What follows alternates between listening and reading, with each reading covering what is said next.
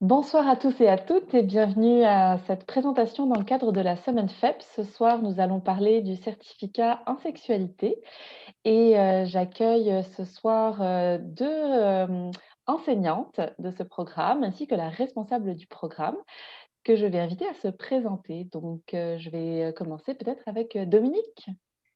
Alors, bonjour, mon nom est Dominique Trudel. Je suis la responsable du programme en sexualité. Je suis également responsable des certificats en petite enfance et famille ainsi qu'en intervention auprès des jeunes. Je travaille à la FEP depuis 2017, mais j'ai été dans le domaine de l'enseignement depuis 2001. Je détiens un baccalauréat en sciences infirmières, de même qu'une maîtrise en sexologie. J'ai travaillé comme infirmière dans les hôpitaux, j'ai été gestionnaire aussi comme infirmière-chef et j'ai été engagée pour la conception du certificat en sexualité et je le coordonne et j'enseigne aussi également un cours là, dans le certificat en sexualité. Bienvenue Dominique. Bonne soirée à tous et à toutes. Merci Vanessa. Bonsoir, je suis Vanessa Fogg, je suis sexologue clinicienne et psychothérapeute de formation. Donc, j'ai complété un baccalauréat en sexologie et une maîtrise clinique en sexologie également. Dans mon parcours professionnel, j'ai eu plusieurs postes en intervention, entre autres dans le milieu communautaire, puis par la suite des postes de gestion clinique. Je travaille également en pratique privée, puis je suis chargée de cours à la FEP. Bienvenue Vanessa et Jenny. Bonjour, moi c'est Jenny Ingrid Lebungavuma et je suis sexologue bachelière. J'ai aussi une maîtrise en santé publique. Alors, je suis aussi consultante en santé publique. Je suis chargée de cours au certificat en sexualité depuis sa création depuis 2018, à l'automne 2018. J'enseigne 2 cours, sexualité et enjeux de société, également diversité culturelle et sexualité. Puis en santé publique, j'œuvre en santé publique depuis plus de 10 ans sur des mandats qui touchaient particulièrement la santé sexuelle. Et également, à mon compte aussi, je donne des formations et des conférences sur la sexualité et la santé sexuelle. Bienvenue à toutes les trois. Merci. Alors, je vous propose qu'on commence peut-être avec l'historique de ce certificat, parce que c'est très intéressant de voir comment il est arrivé à la FEP. Dominique, comment ce certificat est-il né et puis pourquoi ce sujet? Alors, le certificat en sexualité est né à la suite de nombreuses demandes durant de nombreuses années de la part des étudiants et des étudiantes de la FEP qui désiraient avoir un certificat en sexualité sans détenir le titre de sexologue. Donc, les gens nous demandaient d'avoir plus de connaissances au niveau de la sexualité humaine et de développer aussi davantage d'aisance à aborder le sujet de la sexualité dans le cadre de leur pratique professionnelle. Donc, nous avons procédé à une étude de l'environnement, ce qui nous a amené à questionner les gens du milieu, soit du milieu scolaire, du milieu de la santé, des organismes communautaires, des CLSC. Et toutes les personnes consultées nous ont confirmé le fait qu'on est à la recherche d'intervenants psychosociaux qui ne sont pas nécessairement des sexologues, mais qui détiennent des connaissances et des compétences pour aborder le sujet de la sexualité auprès des différentes clientèles. Donc, le certificat ne vous donnera pas le titre de sexologue, c'est bien important de le préciser. Alors, si jamais vous souhaitez avoir le titre de sexologue, c'est vraiment l'UQAM qui détient le baccalauréat et la maîtrise en sexologie pour détenir le titre de sexologue. Sinon, nous, c'est vraiment des intervenants qui viennent se chercher une spécialisation au niveau de la sexualité. Merci. Jenny et Vanessa, quels sont les enjeux actuels que vous rencontrez sur le terrain en termes de sexualité? Est-ce que vous trouvez que les personnes que vous voyez, les intervenants, sont assez formés sur le sujet? Est-ce que vous pouvez nous en toucher 2 mots si on commence par exemple par Jenny?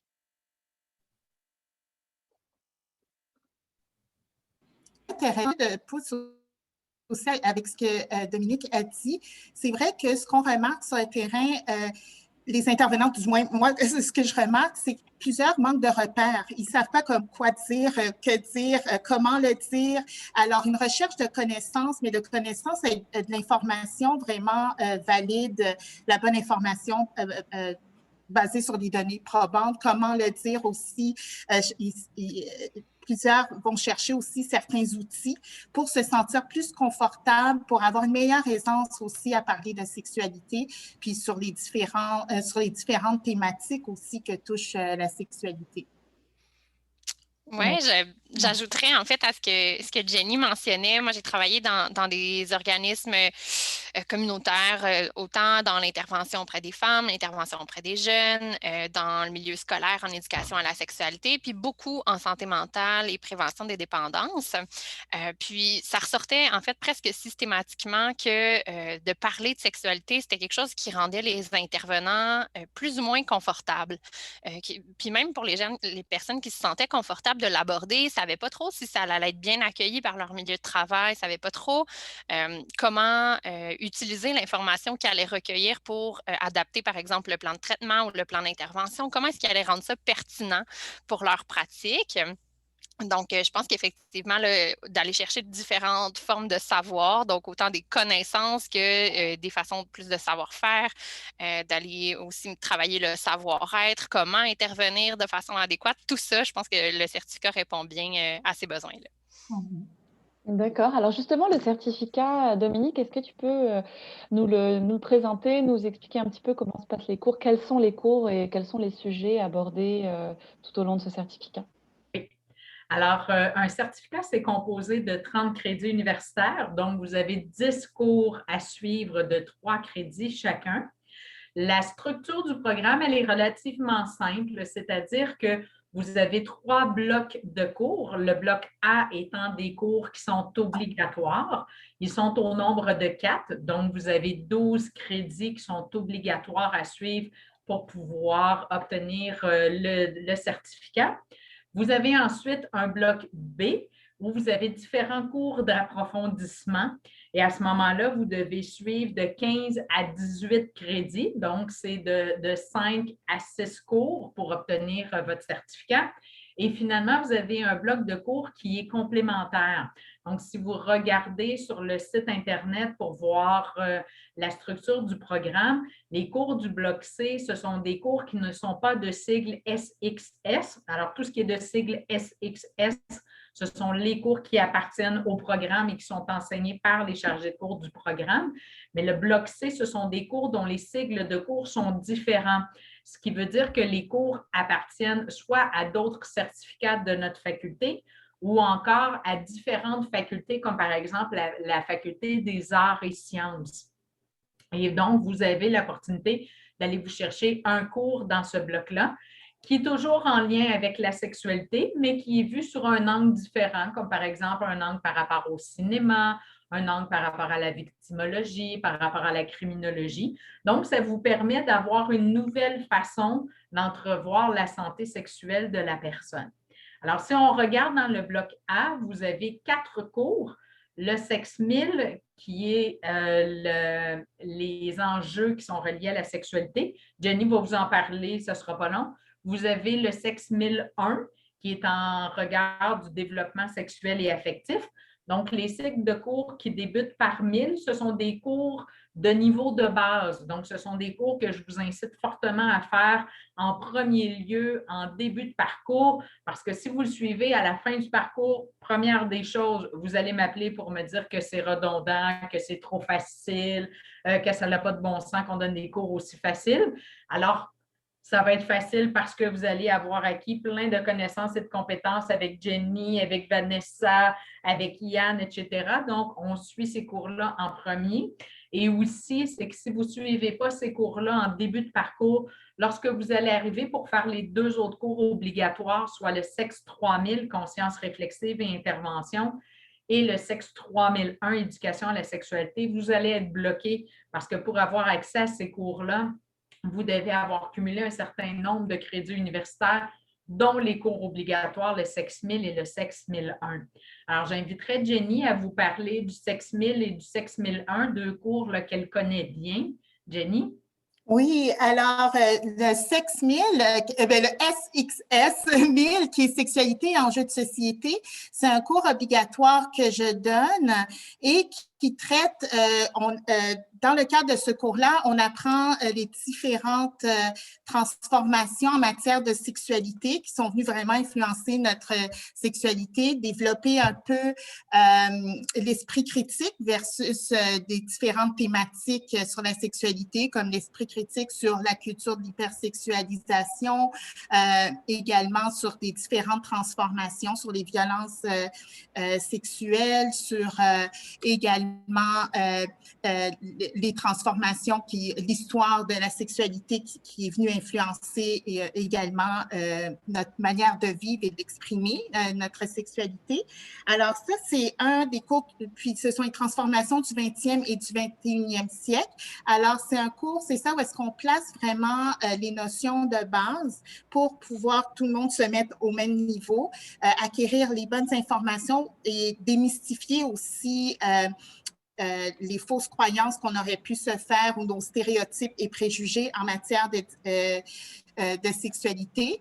Et on l'observe dans une perspective multidimensionnelle et avec une approche biologique, psychologique et sociale également. Fait que ce cours-là, c'est le S1000, désolée, c'est un cours de diction, sexualité et enjeux de société.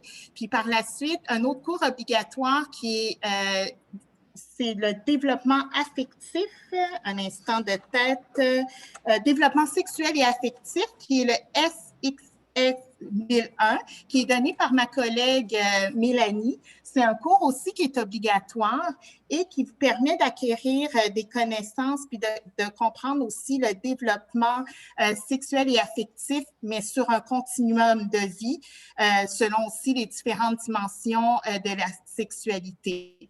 Alors, c'est un cours fort intéressant qui est en ligne aussi. Nos cours sont interactifs aussi.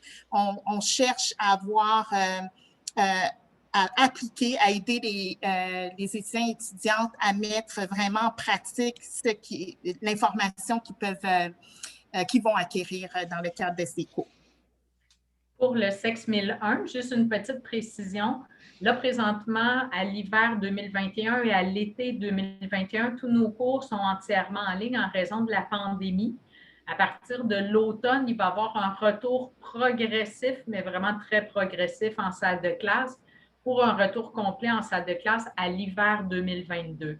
Mais le cours Sex 1001, c'est un cours qui va rester entièrement en ligne, interactif, mais entièrement en ligne. Donc, si jamais les cours en ligne vous intéressent parce que vous habitez dans un autre pays, vous habitez trop loin, la pandémie vous stresse, vous n'avez pas le goût de vous déplacer ou encore vous avez un horaire tellement chargé que juste le déplacement est un problème pour vous. Donc, vous allez pouvoir continuer à suivre ce cours-là entièrement en ligne. Oui, puis si je peux me permettre aussi d'ajouter particulièrement pour ce cours-là, développement sexuel et affectif, qui a très bien été monté par ma collègue Mélanie, c'est pas parce que c'est en ligne qu'il n'y a pas un aspect interactif. Il y a aussi des activités qui vous permettent entre vous aussi de pouvoir échanger, de pouvoir mettre en pratique ou de donner votre opinion sur des thématiques ou sur des concepts également. Fait que c'est très interactif, très appliqué. Donc, j'imagine que ce sera à mon tour de poursuivre avec le cours SXS 2000, qui est le cours d'identité de genre et diversité sexuelle. Donc, ce cours-là nous familiarise avec différentes thématiques en lien avec l'identité de genre, la pluralité des genres et l'orientation sexuelle. Donc, on a vraiment des personnes qui sont expertes de ces sujets-là qui les enseignent. On apprend toutes sortes de choses, entre autres les meilleures pratiques, c'est quoi le bon vocabulaire à utiliser. Donc, ça, c'est des choses qui sont fort pertinentes. Sinon, le cours SXS 2002, le cours de sexualité et santé mentale, Donc, c'est un cours qui va vraiment aider les étudiants, les étudiantes à être familiarisés avec les enjeux de santé mentale, comment est-ce qu'il y a une interaction entre la santé mentale et la sexualité, la médication. Donc, le but, c'est que ce soit le plus axé sur la pratique possible. Je pense que ça, c'est probablement une des plus grandes forces du certificat. Là, les étudiants, les étudiantes nous disent à quel point ils peuvent vraiment transférer leurs acquis vers leur pratique pour que ce soit le plus pertinent possible pour eux. Puis, ben, l'équipe de chargés de cours aussi, là, je pense qu'on est des gens qui sont passionnés de nos domaines, qui sont particulièrement impliqués aussi là, dans le domaine. Donc, on est très actifs sur le terrain. Donc, on garde vraiment ce frais là, dans ce qui est des meilleures pratiques également. Je repasserai la parole à Jenny pour le SXS. SXS 2001, oui. Ouais. C'est un exercice de diction. Exactement. Alors, le cours de 2001, c'est diversité culturelle et sexualité. Alors, bien entendu, dans le cadre de ce cours, les gens vont apprendre à il y a un savoir-être, savoir-faire, apprendre à connaître aussi c'est quoi nos propres préjugés et stéréotypes en matière, oui, de sexualité, mais en matière aussi de diversité culturelle pour pouvoir prendre conscience de nos biais et préjugés pour ne pas que ça influence également notre intervention. Fait qu'on va comprendre aussi les différentes dimensions de la sexualité dans un contexte de diversité culturelle et sexuelle, être capable aussi d'évaluer la santé sexuelle de la personne et d'adopter aussi une approche interculturelle également dans les interventions. Fait que souvent, puis je dirais aussi, il y a même un volet comment être aussi un allié, parce que les gens prennent souvent ce cours-là parce qu'ils craignent aussi, ils savent pas, ils veulent rentrer en contact, mais ne savent pas nécessairement comment bien le faire, ont peur de blesser, d'heurter. Alors, c'est une manière, c'est dans le cadre du cours, mais on apprend à se connaître soi, mais également à comprendre aussi le cadre de référence de l'autre et voir comment on peut venir ensemble à une entente pour répondre aux besoins de la personne. Ensuite, vous avez le SXS 2003D, qui est Sexualité et conditions de santé. C'est un cours que j'enseigne. C'est un cours entièrement en ligne qui va demeurer en ligne aussi à la suite de la pandémie. Alors, c'est un cours où on apprend l'impact de différentes pathologies, l'impact de la médication, l'impact des traitements sur la santé sexuelle de l'homme et de la femme et du couple. Donc, on va parler des troubles cardiovasculaires, du diabète, de l'insuffisance rénale. On parle des différents types de cancers féminins et masculins. On va parler aussi des ITSS. On parle des blessés médulaires. Donc, est-ce que quelqu'un qui est quadraplégique, tétraplégique peut avoir quand même une santé sexuelle qui est satisfaisante? Et on voit aussi comment on peut intervenir pour aider la personne à améliorer ou à restaurer sa santé sexuelle. Donc, je parlerai maintenant du cours SXS 2004, qui est le cours d'éthique que j'enseigne, donc éthique sexuelle, droit et responsabilité. Donc, dans le cadre de ce cours-là, oui, on parle des enjeux déontologiques, de la pratique éthique, c'est quoi une réflexion éthique, comment est-ce qu'on peut, en tant qu'intervenant, intervenante, qui travaillons sur des thématiques sensibles comme la sexualité, comment est-ce qu'on peut réfléchir à notre pratique puis faire la meilleure chose au-delà du gros bon sens ou de ce qu'on peut penser qui est logique. Comment est-ce qu'on peut se questionner davantage? Comment est-ce qu'on positionne nos valeurs aussi comme intervenants, intervenantes? Donc, les étudiants et étudiantes dans ce cours-là sont amenés à beaucoup réfléchir, à beaucoup se questionner sur différents enjeux éthiques. On regarde aussi beaucoup l'actualité parce qu'il y a toutes sortes de mines d'or d'enjeux éthiques dans l'actualité. Donc, on regarde tout ça dans le cadre du cours. Ensuite, on a le SEX 3000, le SXS 3000, conscience réflexive et intervention. Oui, donc conscience réflexive et intervention, un peu dans la continuité logique du cours d'éthique. Les étudiants et étudiantes sont amenés à se positionner en tant que futurs intervenants, à réfléchir sur leurs valeurs, leur vision de la sexualité, comment est-ce que ça peut teinter leurs interventions. Donc, c'est tout ça là, qui est intégré dans ce cours-là. Puis finalement, le 3001, qui est le cours d'éducation à la sexualité, où on apprend vraiment davantage sur les bonnes pratiques en matière d'éducation à la sexualité, comment on le fait. On a vu ailleurs dans le certificat, c'est quoi les niveaux développementaux des enfants, des adolescents, bien, c'est quoi les messages d'éducation à la sexualité qui sont adaptés en fonction de ce développement-là. Donc, c'est un peu de ça que ça a l'air. Alors, tous nos cours sont offerts de soir généralement, puisque c'est une clientèle adulte qui fréquente davantage la FEP. Donc, c'est généralement du lundi au jeudi, de 19h à 22h. Et on a aussi des cours de fin de semaine intensives, donc ça peut faire peur un petit peu sur le coup, mais on y prend goût assez rapidement. Donc, ce sont des cours où vous avez seulement 3 fins de semaine à faire, le samedi et le dimanche, de 8h30 à 17h. Et les fins de semaine sont toujours intercalées par une fin de semaine de pause.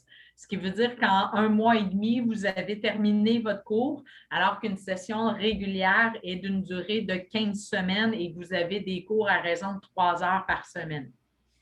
Les cours, présentement, en raison de la pandémie, sont offerts en ligne. Sinon, en temps normal ou hors pandémique, parce que le normal il est rendu un peu, on ne sait plus c'est quoi le normal. Alors, sinon, en temps hors pandémique, les cours sont offerts sur 3 campus, le campus Montréal, le campus Laval et le campus Longueuil. Ça peut sembler très, très loin quand on habite à Montréal de s'en aller à Laval ou à l'autre bout du monde à Longueuil, mais les deux campus sont accessibles via la station de métro. Même pas besoin de sortir dehors pour faire face aux intempéries. Quoique là, avec l'arrivée du printemps, il va y avoir moins d'intempéries, là, mais toujours accessible via le métro, ça se fait vraiment très, très bien. Merci beaucoup. Alors, qu'est-ce qui démarque le certificat des autres formations sur le sujet? Tu as parlé déjà des horaires, de l'avantage d'avoir des horaires, de l'avantage d'être sur plusieurs campus, mais au niveau de l'approche, au niveau du certificat en lui-même, qu'est-ce qui le démarque des autres? Puis, quelle serait la raison principale pour laquelle on voudrait suivre ce certificat? En fait, je vous dirais, il y a plusieurs raisons. Mes collègues pourront en rajouter d'autres, mais je vous dirais, une des premières raisons, c'est vraiment la qualité des chargés de cours. Alors, on a vraiment des chargés de cours qui sont actifs dans le domaine, travaillent sur le terrain, ce qui fait en sorte que quand vous arrivez le soir dans votre cours ou la fin de semaine dans vos cours, ce ne sont pas des exemples des années 1980, ce sont des exemples des années 2021 qui viennent de se passer dans le cadre de leur pratique. Donc, vous pouvez vraiment bénéficier de la compétence des chargés de cours qui ont tous et toutes une maîtrise ou en cheminement vers le doctorat. Donc, c'est vraiment la force du certificat d'avoir des chargés de cours qui sont vraiment ancrés sur le terrain. Aussi, ce qui nous démarque un peu, si vous regardez, il y a quelques certificats qui abordent le sujet de la sexualité un petit peu partout au Québec. Je vous dirais que ce qui nous démarque beaucoup, c'est qu'on a une approche très positive de la sexualité. Donc, on est sous le paradigme de la santé sexuelle. Donc, on ne voit pas simplement la sexualité sur l'absence de pathologie ou l'absence de difficultés. On est là vraiment dans une approche beaucoup plus positive de la santé sexuelle, ce qui fait en sorte que plutôt que de traiter voici la pathologie, voici ce qu'on fait, on est beaucoup dans aider la personne à améliorer sa santé sexuelle, voire à la restaurer. Mais l'essentiel du certificat n'est pas sur les aspects négatifs de la sexualité.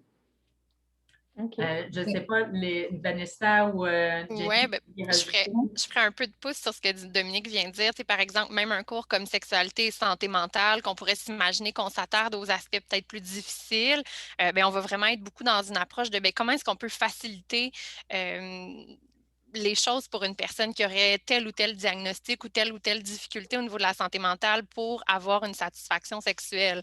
Donc, on est vraiment, c'est dans cette visée-là positive. Puis, j'ajouterais en fait à ce que Dominique a dit que les cours sont aussi axés sur la pratique. Donc, vraiment des outils concrets, des stratégies d'intervention. On va parler d'intervention. Donc, ça se répercute un peu aussi de la clientèle qui se retrouve dans le certificat. On a quand même beaucoup de personnes qui sont déjà sur le terrain en intervention. On a des gens autant qui sont dans les soins de santé, on a des gens qui sont en protection de la jeunesse, on a des gens qui sont dans le communautaire. Donc ça, entre autres, c'est particulièrement riche parce que même dans les échanges entre collègues, dans les travaux d'équipe, dans les réflexions, les discussions en classe, on peut vraiment voir l'aspect interdisciplinaire qui est déjà présent dans les cours. Il y a une belle opportunité de réseautage également. J'ai déjà entendu des étudiants et étudiantes qui étaient dans des organismes différents, qui s'associaient finalement et qui créaient quelque chose d'intéressant hors campus. Donc, il y a plein de choses super intéressantes qui peuvent découler de tout ça. Exactement, j'acquiesce avec ce que mes collègues disent. Puis je dirais même aussi, nous, comme chargés de cours aussi, c'est sûr que vous voyez un échantillon avec nous trois qui donnons également les cours, mais on a une équipe à peu près de 9 chargés de cours qui proviennent aussi, qui œuvrent dans différents milieux également. Fait qu'avec nos approches différentes, vous avez aussi une vision, un angle différent qui amène une richesse aussi dans votre apprentissage et dans l'enseignement aussi que l'on offre. Puis moi aussi, comme disait aussi Vanessa dans mes cours, moi j'encourage beaucoup les gens à réseauter parce que c'est la richesse également du cours. Vous êtes avec des gens qui sont dans le milieu pour la plupart. Puis même si vous venez pas du milieu, mais c'est une occasion aussi de rentrer en contact avec des gens qui œuvrent déjà dans le milieu de l'intervention, puis d'augmenter votre réseau.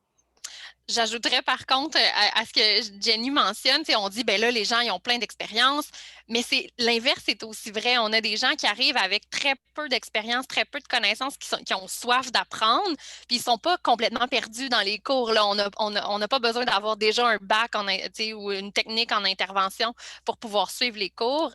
Peu importe d'où est-ce que vous partez, il y a certainement des choses vraiment pertinentes que vous allez apprendre là, dans le cadre de ce certificat-là. Donc, c'est quand même à garder en tête là, pour ne pas faire peur à personne. Alors, non seulement vous avez des chargés de cours qui sont très terrain, mais quand le certificat il a été créé en lien avec les demandes des milieux. Donc, ce que vous apprenez, ce que vous voyez dans les cours, l'aisance que vous développez à parler de sexualité, ce sont tous des besoins et des connaissances et des compétences qui ont été demandées par les milieux professionnels, ce qui fait que lorsque vous arrivez avec votre bagage, vous le saviez que vous allez être bien groundé, bien terrain, vous allez répondre aux besoins des milieux. Aussi, lorsque le certificat il a été monté, bien qu'on ne donne pas le titre de sexologue, on a travaillé en collaboration avec l'Ordre professionnel des sexologues du Québec qui a regardé notre structure de programme, qui a regardé l'ensemble de nos plans de cours et qui nous a fait des recommandations et pour lesquelles on a ajusté les plans de cours, ce qui fait en sorte que ce n'est pas un certificat qui a été créé comme ça sur un coin de table. On est vraiment allé chercher des assises solides avec plusieurs chargés de cours, comme Jenny et Vanessa disaient, qui ont souvent des backgrounds différents. Une vient plus psycho, l'autre vient de santé publique, une vient du milieu de la santé. Donc, ça fait en sorte qu'à travers tous vos cours, vous allez avoir différentes visions de la santé sexuelle, ce qui est extrêmement enrichissant là, pour l'ensemble des étudiants. Alors justement, si le certificat a vraiment été pensé pour répondre aux besoins du milieu, ça m'amène à vous poser la question, une fois qu'on a ce certificat en poche, qu'est-ce qu'on peut espérer trouver comme type d'emploi ou comme type de secteur dans lequel travailler? Je peux peut-être me lancer. Donc, ce que j'entends beaucoup des étudiants et étudiantes, c'est que ces personnes-là veulent ont de l'intérêt par rapport à l'éducation à la sexualité ou à l'intervention en matière de sexualité. Puis, il y a un besoin dans leur milieu de travail pour ceux et celles qui sont déjà en emploi. Donc, ça fait en sorte qu'ils deviennent un peu des porteurs de dossiers dans leur milieu de travail. Donc, par exemple, si on travaille en ressources d'hébergement en santé mentale, ben ça devient moi l'expert ou l'experte de la sexualité, puis je peux amener des idées dans mon milieu de travail, donner du coaching à mes collègues pour comment aborder la sexualité. Donc, ça peut être le genre de choses qui deviennent comme des additions. Sinon, ben, veux pas, il y a quand même beaucoup d'emplois en intervention, mais il y a aussi beaucoup d'intervenants. Donc, à compétences égales, ça peut aussi devenir un atout qui nous démarque. À titre de gestionnaire, j'ai vu beaucoup de candidatures passer dans ma jeune carrière. Puis, c'est sûr que à compétences égales, une personne qui a un certificat de plus, ben, ça amène généralement des compétences supplémentaires qui font en sorte que cette personne-là peut se démarquer là, dans un pool de candidats. Donc, ça, c'est quand même quelque chose à garder en tête. Exactement. Puis pour faire du pouce, pour ajouter aussi à ce que ma collègue Vanessa a amené, parce que moi aussi, je rencontre ces mêmes profils-là, mais également avec le certificat, il y en a qui, après avoir développé cette aisance-là, se sentent aussi plus à l'aise à postuler aussi sur certains postes des postes dont le profil touche le domaine de la santé sexuelle, la sexualité. On a également une page Facebook du certificat en sexualité où est-ce que oui, il y a de l'information sur la sexualité, mais également on met des offres d'emploi également qui sont publiées sur cette page-là. Alors, on voit souvent dans le communautaire, il y a des postes dans le domaine, mais également aussi dans le réseau de la santé et des services sociaux. Alors, c'est vraiment intéressant. Des fois, seulement savoir qu'on a acquis certaines compétences, ça nous donne la confiance pour pouvoir aussi postuler sur des postes en intervention avec une spécialisation en sexualité. En fait, on a aussi des étudiants qui débutent le certificat en sexualité, ont la piqûre et décident de cumuler différents certificats. Donc, vous pouvez obtenir un baccalauréat par cumul de certificats, ce qui vous offre encore plus d'opportunités au niveau des emplois. Alors, notamment, il y a des personnes qui vont souvent associer, par exemple, le certificat en santé mentale, en toxicomanie dépendance, en criminologie, en victimologie. Donc, ils vont aller se chercher différentes facettes d'expertise pour développer encore davantage leur facilité à intervenir dans différents contextes qui sont complémentaires à la sexualité. Donc, c'est clair qu'avec un baccalauréat par cumul en poche, vous augmentez encore plus vos chances d'obtenir un emploi. Et comme Vanessa disait, c'est clair qu'au niveau attractif, c'est beaucoup plus attractif quand vous allez vous chercher des spécialisations comme ça chez les différents employeurs. C'est toujours bien vu. Je vous dirais, dans le certificat, là, on a des gens qui ont terminé un baccalauréat en psychologie ou en travail social et qui ont eu la piqûre pendant leur bac, sont venus faire un cours avec Vanessa ou un cours avec Jenny et sont tombés sous le charme. On dit « wow, des cours terrain ancrés, on ne fait pas juste parler des différentes théories qui nous apparaissent très loin ». Ce qui fait que les gens souvent terminent leur bac. Il y en a même qui ont terminé un bac par cumul et qui disent « savez-vous quoi? Je vais venir faire un 4e certificat ou je vais m'enligner un certificat après mon bac parce que j'ai l'impression que ça me prépare mieux au marché du travail. » Donc, c'est arrivé assez fréquemment depuis le début du certificat là, qu'on entende ce genre de discours-là. J'ajouterais, en plus de ça, si on parle d'argent, le sujet, moi j'aime ça, les tabous, mais la formation continue, quand on est professionnel, c'est cher. Donc, c'est pas en bas de 150-200 $ pour une journée de formation continue. Là, on a un cours de 45 heures qui couvre 45 heures de formation continue pour une fraction du prix de ce que ça nous coûterait en formation continue. Donc, pour des professionnels qui disent, ben, je vais m'inscrire au certificat, je vais prendre des cours comme ça au fur et à mesure, ça va compléter mes heures de formation continue, je vais aller me chercher des connaissances, des compétences terrain. Puis, en tout cas, de la façon que je bâtis mes cours puis que mes collègues bâtissent leurs cours, c'est tout aussi riche que des journées de formation continue où on nous présente des théories puis qu'on repart un peu sur notre appétit de comme ah, il me semble que j'en aurais pris encore. Ben là, on a 45 heures pour en parler de tout ça. Donc, je pense que c'est quand même des beaux avantages. Mhm.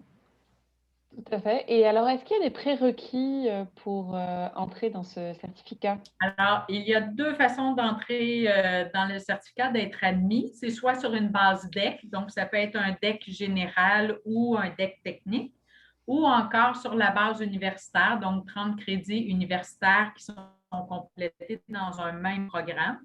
Si jamais vous nous écoutez, vous dites oh là là, je n'ai pas terminé mon DEC et je n'ai pas 30 crédits universitaires, il n'y a pas de problème. On a un petit programme. Je dis petit parce qu'effectivement, il est petit. Ce n'est pas un certificat complet. C'est généralement un micro-programme de 3 à 5 cours qui s'appelle le programme Accès FEP. Vous pourrez aller le voir sur le site Internet là, de la page de la FEP. Et ce programme-là vous prépare à la réussite de vos études universitaires. Donc, vous allez apprendre comment prendre des notes qui sont efficaces, comment réaliser des recherches, comment réaliser les travaux, mieux se préparer aux examens. Donc, c'est vraiment des cours de base pour vous faciliter la vie au niveau universitaire et s'assurer que vous allez réussir vos cours de votre certificat. Donc, ça peut sembler beaucoup. Vous allez me dire, oh non, 3 ou 5 cours à ajouter, mais ça se fait en une seule session et par la suite, vous avez accès à votre certificat, alors que cet accès-là vous serait refusé dans la plupart des autres facultés. Donc, ça vaut la peine, ça permet vraiment de démocratiser l'accès aux études universitaires. Donc, ça vaut la peine des fois d'investir une session supplémentaire, de faire tous les cours pour ensuite avoir éventuellement un certificat en poche. Et je vous invite à aller regarder la vidéo enregistrée de la présentation de ce programme Accès-FEP, ainsi que tous les accélérateurs qui permettent d'accélérer votre processus, votre parcours en fait, d'études. Donc, la reconnaissance des acquis expérientiels, les équivalences de cours, etc. Donc, c'est vraiment une séance courte, mais très efficace pour en apprendre plus sur les accélérateurs et les tremplins de la FEP. Vanessa, Jenny, Dominique, merci beaucoup. Ça a été vraiment très intéressant et on voit à quel point c'est un sujet passionnant et à quel point vous êtes passionnés et je pense que ça doit être très communicatif dans les cours. Donc, merci beaucoup et on va passer à la période de questions-réponses.